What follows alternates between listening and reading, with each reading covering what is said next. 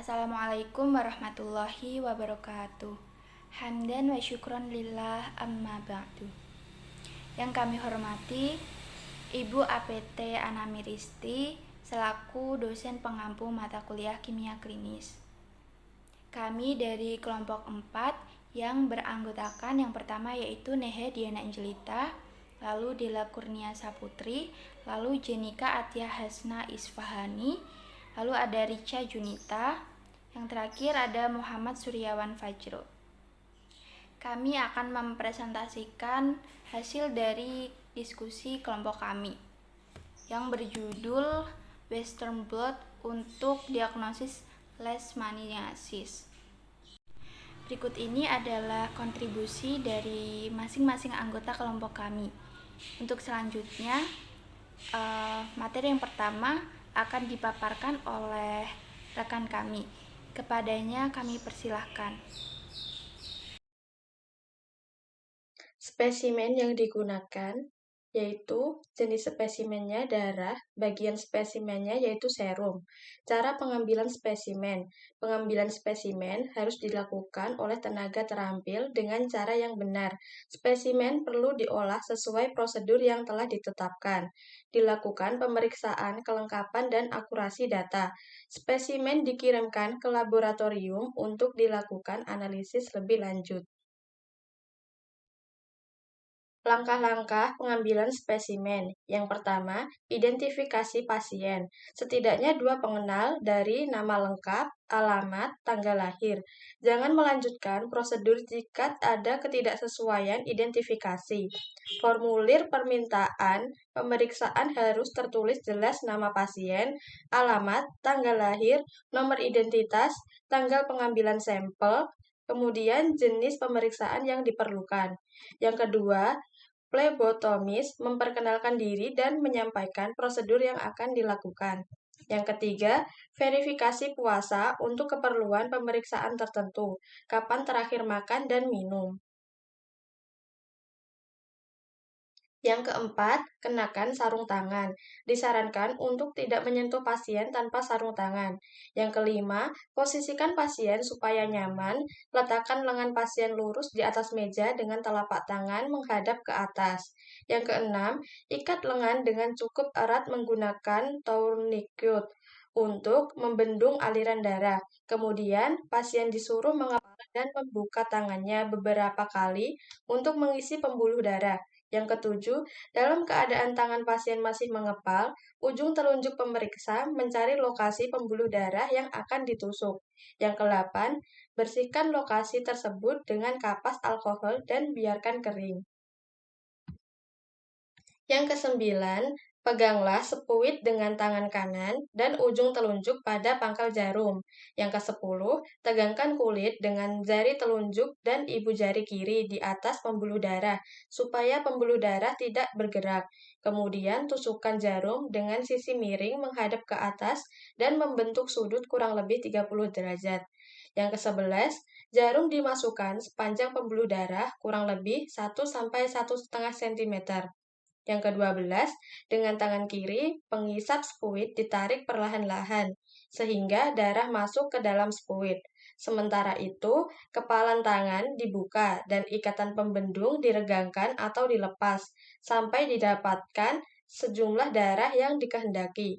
Yang ke-13, letakkan kapas pada tempat tusukan, jarum ditarik kembali. Yang ke-14, pasangkan plester untuk menutup bekas tusukan pada lengan pasien. Yang ke-15, alirkan darah yang terambil ke dalam tabung vakuum EDTA. Yang ke-16, ekstrak serum dari keseluruhan darah. Sampel darah yang diambil bisa dibekukan.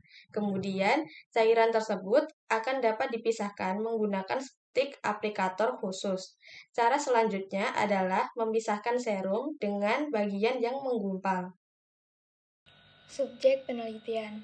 Kriterianya yaitu pasien dengan rata-rata usia 37 tahun, kisaran 9–83 tahun. Sebagian besar pasien 23 kasus dengan lesi kulit di tangan, pada kaki 13 kasus, wajah 8 kasus, dan pada badan 4 kasus. Dari beberapa kasus lesi kulit, hanya sedikit kasus yang memiliki lesi kulit lebih dari satu pada area tubuh. Rata-rata jumlah lesi adalah 3, kisaran 1 sampai 20. Dan riwayat penyakitnya adalah dari 2 minggu hingga 20 tahun. Dan dari pasien non-LC yang akan digunakan sebagai sampel kontrol. Kemudian untuk jumlah dari subjek penelitian, sampel serum dari 61 pasien LC yang telah dikonfirmasi melalui pemeriksaan lesi secara mikroskopik. Ada 41 laki-laki dan 20 wanita yang dirujuk ke rumah sakit afiliasi Universitas di Shiraz, Iran Selatan. Dan ada juga terdapat 50 sampel serum dari pasien non-LC. Selanjutnya, untuk penyakit yang dideteksi pada kasus ini, yaitu cutaneous leishmaniasis. Penyakit tersebut disebabkan oleh Leishmania Meyer dan L. tropica. Penyakit leishmaniasis kulit ditandai dengan lesi kulit, terutama bisul pada bagian tubuh yang terbuka.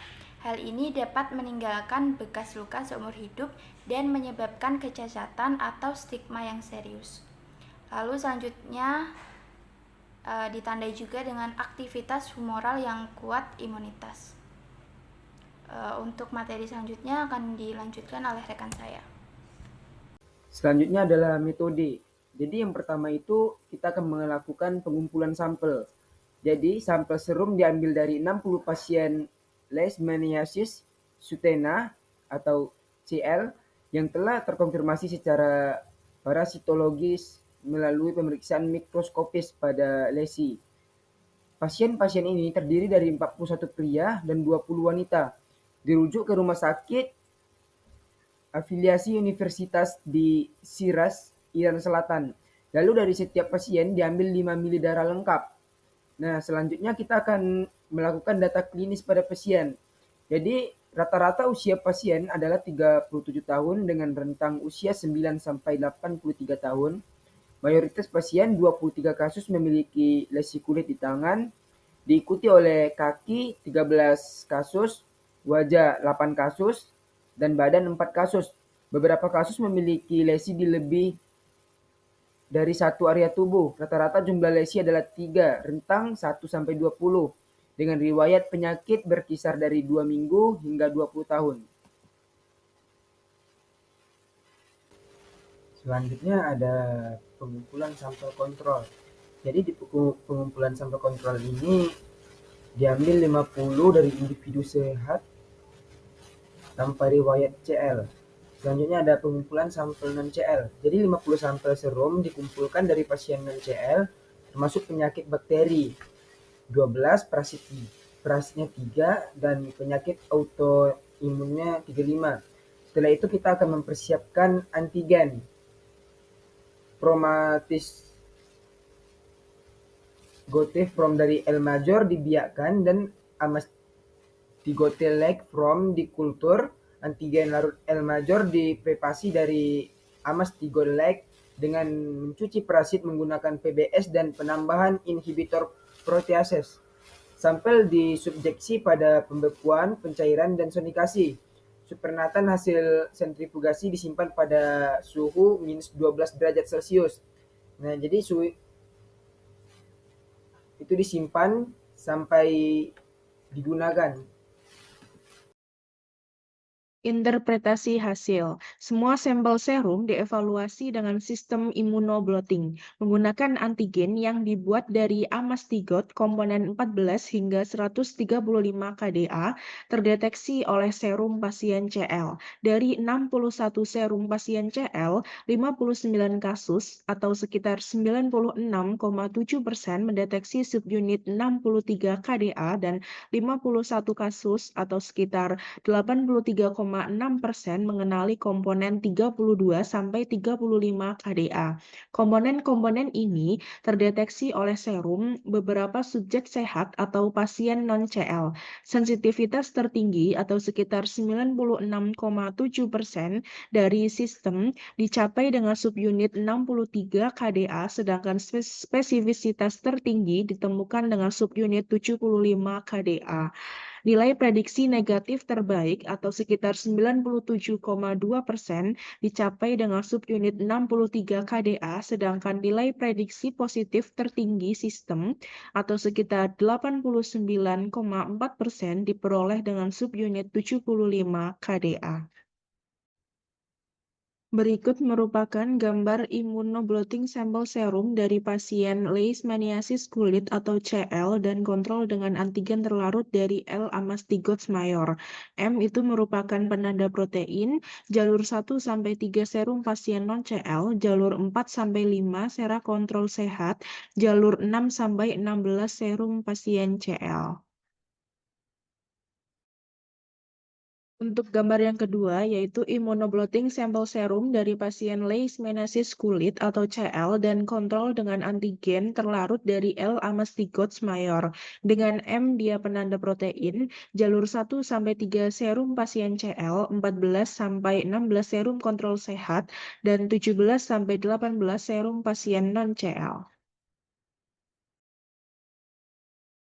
Tabel ini merupakan tabel kinerja berbagai subunit antigen leishmania terlarut dalam diagnosis CL dalam sistem immunoblotting.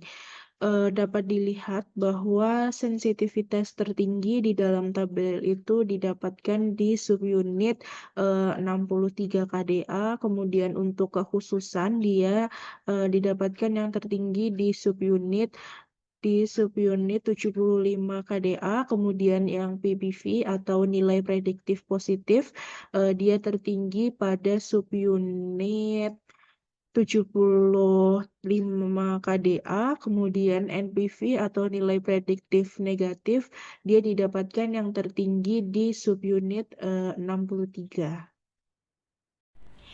Dari materi yang telah kami paparkan, dapat disimpulkan bahwa immunoblotting mempunyai kinerja yang memuaskan dalam diagnosis CL atau cutaneous leishmaniasis. Dan tes ini dapat digunakan untuk diagnosis serologis CL bersama dengan metode parasitologis. Sekian presentasi dari kelompok kami. Kurang lebihnya mohon maaf. Wassalamualaikum warahmatullahi wabarakatuh.